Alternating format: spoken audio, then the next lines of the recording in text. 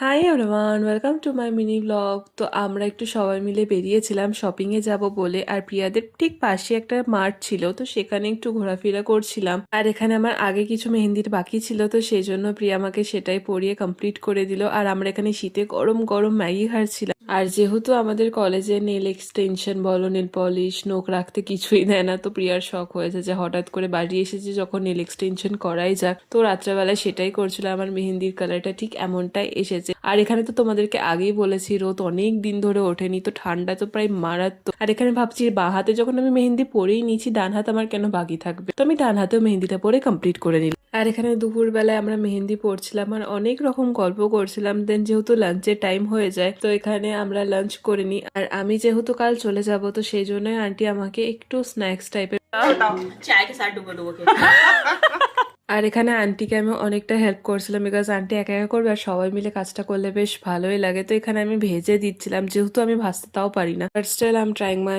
Best, কি আমি আমার 100% দিয়েছি।